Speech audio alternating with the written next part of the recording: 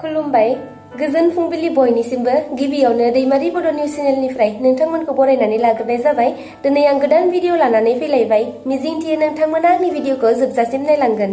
मोनसे गोनांथार खौरां जाय लाइमोनफोरा गोबाव समनिफ्रायनो आसाम पुलिस बिफानाव खामानि मावनो आरो रायजोनि संरैखाथिनि खामानि मावनो होननानै गोबाव समनिफ्रायनो नेनानै दंमोन।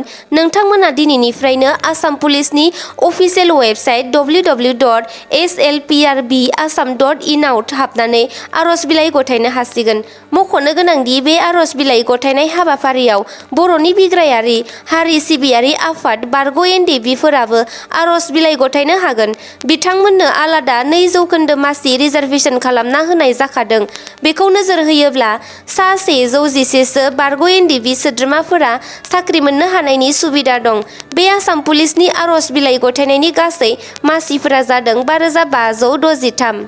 मैयानि सानावसो चिरां जिल्ला बिजनीनि सानै बर' लाइमोनफोरखौ गुबुन रायजो थामहिनबा भारतनि राजथावनि दिल्लीयाव खामानि मावनो थांनायाव ट्रेनाव जानाय आदाराव निसा गोनां मुवा मोनजानानै बिजनीनि मावजिपारा गामिनि जायख्लं बर'आ थैनायजों लोगोसे बिजनीनि 3 नं हायनागुरि गामिनि समर बसुमतारिया देहा फाहामसालियाव गोब्राब थासारियाव दं होननानै मिन्थिनो मोन्दोंमोन। दा थैनाय जायख्लं बर'नि गोथै देहाखौ एबसु आफादनि दिल्लीनिफ्राय न'सिम लाबोनायाव आबुङै गासैबो बिबानखौ लादों होननानै मिन्थिनो मोन्दों। थिग बेबादिनो आरोबाव मोनसे दुखुनांथावना जाथाय जालायबाय। आसामनि सासे सुबुंखौ गुबुन रायजोआव बुथारबाय। खौरां बिजोंनिफ्राय मिन्थिनो मोननाय बादिब्ला धेमाजि जिल्लानि 1 नं सिमन सापरि सनालि सापरिनि 40 बोसोर बैसोनि शम्भु दास।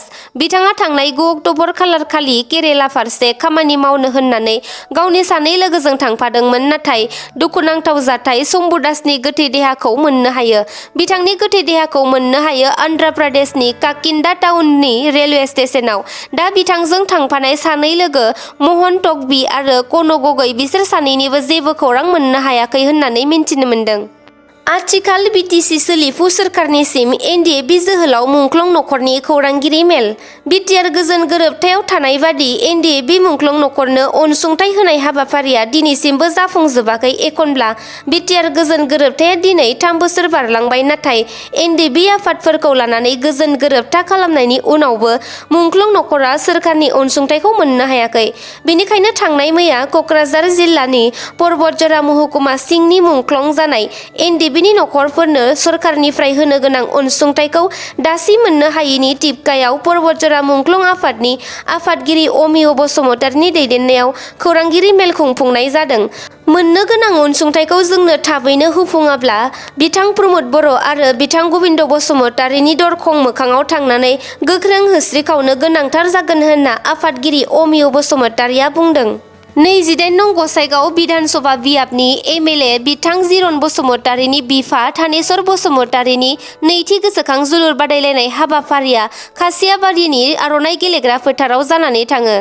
बे जोलुर बादायलायनाय हाबाफारियाव गाहाय आलासि महरै इउपिपिएल दोलोनि गाहाय नेहाथारि राजु नार्जारिया बाहागो लानानै बेखेवना होयो। बे हाबाफारियावनो बिथां राजु नार्जारिया बाहागो लानानै खौरां बिजोङाव माखासे राजखान्थियारि खोथाफोर बुंदों। बिथाङा बुंनाय बादिब्ला दासान्दि बिपिएफ दोलोनि जयनिं एबा हाबनाय हाबाफारि लानाया फावथिनासो। मानोना बिपिएफ दोलोआ गावनि मानसिफोरखौनो फिन खनसेबाव बिपिएफ दोलोआव हाबहोदों।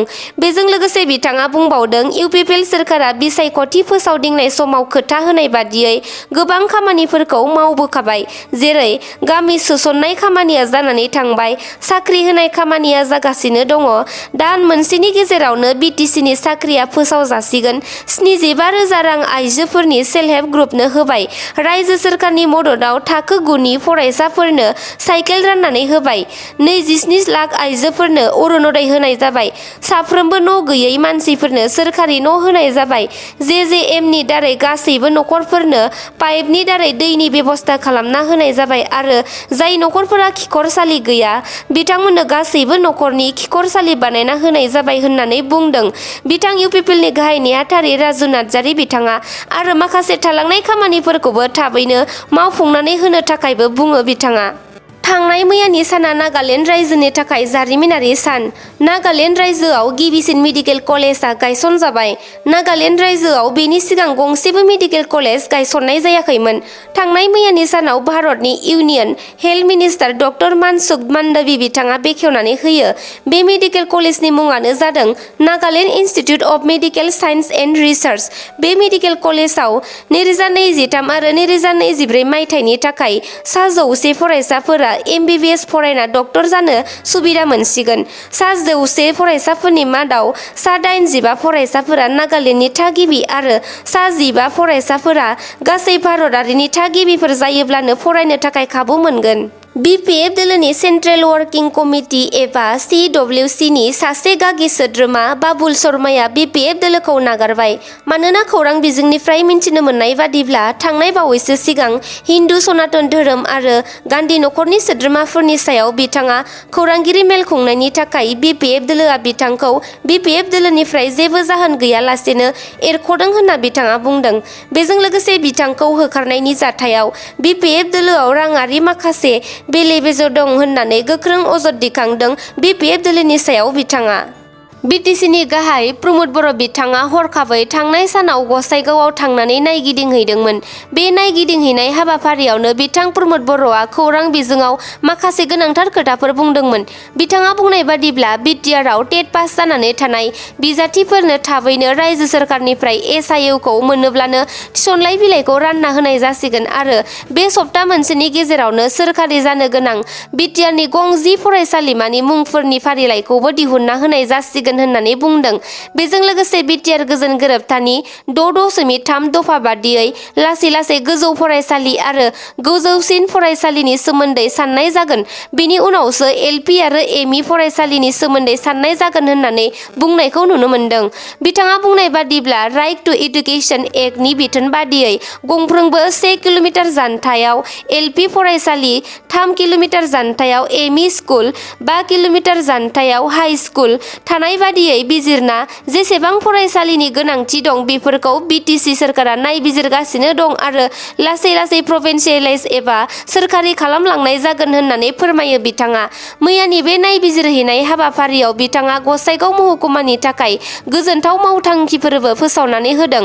जेरै गसाइगाव सोहोरनि गेजेरजों बोहैलांनाय मजाथि दैसानि मैला आरो दाखोर-दालाफोरखौ गासै 60 लाख रांनि बाजेटजों साफा खालामनानै होनाय जागोन आरो थांनाय अखानि बोथोरनि समाव दैबानानि गेजेरजों गसाइगाव सोहोरखौ फोनांजाबनाय गंथाम दंफांनि दालांफोरा गाज्रि जानानै थानायखौ थाबैनो फोसाबना होनाय जागोन होननानै खौरां बिजोङाव फोसावो। इजराइल आरो हामासनि गेजेराव जानाय दावहाया दिनै 9थि सान हाबबाय। बे दावहाया जोबनायनि सोलाय बांद्राय गिथावनासिन जालांबाय थानोसो हमदोंसै। खौरां बिजोंनिफ्राय मोनथिनो मोननाय बादिब्ला इजराइलनि 8,000 रौनिया हानजाया हामासनि गाजा पाट्टी होननाय जायगायाव हाबनो हाबाय होनना मोनथिनो मोन्दों आरो इजराइल हादोरनि अख्रां रौनिया हानजानि गं 800 एयार स्ट्राइक खालामनायाव गाजा पाट्टी होननाय जायगानि 3,600 जायगाफोरा सिलिंखार जानायजों लोगोसे सा 2,800 सरासनस्रा सुबुंफोरा थैनायजों लोगोसे सा 2,500 सो सुबुंफोरा जोखोम जादों होननानै मोनथिनो मोन्दों। बेजों लोगोसे दासिम सा 4,000 सो हामासनि उदखारिफोरखौबो थैबाय होननानै मोनथिनो मोन्दों।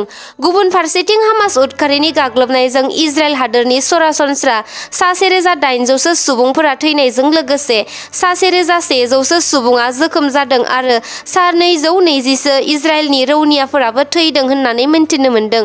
बे दावहानि गेजेरावनो हामास उदखारिफोरनि मोनसे सुबुं समाजखौ लाजि फोनांनाय मुगैजाथावना जाथायबो नुनो मोन्दों। हामास उदखारिफोरा नखरसे इजराइलनि थागिबिखौ लांखारना सिलाइ दिन्थिनानै बिमा-बिफानि सिगाङावनो फिसाजोखौ हानजायै जिनाहारि खालामनाय भिडिअ'खौबो खौरां बिजोङाव गोसारनायखौ नुनो मोननाय जादों। दा बे दावहायाव जथाय हादोर आमेरिकायाबो बारसोमनो थाखाय थाग-थियारि जाबाय। दावहायाव इजराइल हादोरनि मददनि थाखाय जथाय हादोर आमेरिकाया गंसे निउक्लियार बम थानाय गिथावना वारशिप एयारक्राफ्ट केरियारखौ इजराइल फारसे दैथायहरबाय। आथिखालाव खायफा बर' गामिफोराव नखर सालायनो थाखाय दिनैसिमबो जौ आरो सेरेब फाननानै नखर सालायनायखौ नुनो मोनबोबाय थादों। दा बिथांमोननि थाखाय मोनसे गोनांथार खौरां। आसाम सोरखारनि जौ हमग्रा बिफान एबा आबगारि बिफाना रायजोनि सिङाव जौ सेरेब संदाननाय खामानिखौ साननैसोनि उनावनो रायजो नाङैनो नायबिजिरनाय जासिगोन होननानै खौरां बिजोंनिफ्राय मोनथिनो मोन्दों। थिग बेबादिनो थांनाय मैयानि सानाव बेनि गिबि नायबिजिरनाय खामानिखौ नगाव जिल्लानि कामरुपाव थानाय बेलसाति आरो तितिलिसारा ओनसोलाव आबगारि बिफाना गोबां जौ आरो सेरेब हमनो हादों। बेजों लोगोसे 3 जौ सेरेब बानायग्रा सुबुंफोरखौबो हमनो हानाय जादों। बे हमजानाय 3 सुबुंफोरनि मुंफोरा जादों रिता पाटर, पुतुलि डेका आरो गजेन बरदलै। पुतुलि डेकानि न'निफ्राय गासै 60 लिटारसोनि सेरेब हमनो हादों आरो सेरेब बानायग्रा मुवाफोरखौबो आबगारि बिफाना जब्द खालामदों। खौरां बिजोंनिफ्राय मिन्थिनो मोननाय बादिब्ला बे ओनसोलनिफ्राय गोबां जौ सेरेब बानायनानै फानहरनाय जायोमोन होनना मिन्थिनो मोन्दों। मैयानि सानाव इन्डिया आरो पाकिस्ताननि गेजेराव ICC one day world cup cricket खेलाया जानानै थाङो। बे खेलायाव भारत हादोरा पाकिस्तान हादोरखौ गाज्रियै फेजेननो हादों।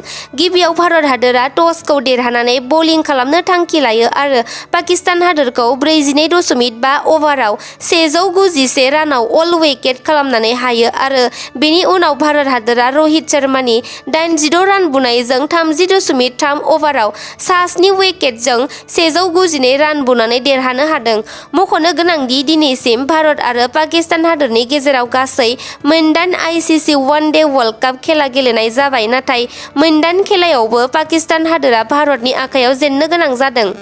नोंथांमोना आंनि भिडिअखौ नायनानै मोजां मोनदोंब्ला अन्नानै लाइक, शेयार, कमेन्ट आरो साबस्क्राइब खालामनानै होदो। एसेनोसै, गोजोन्थों।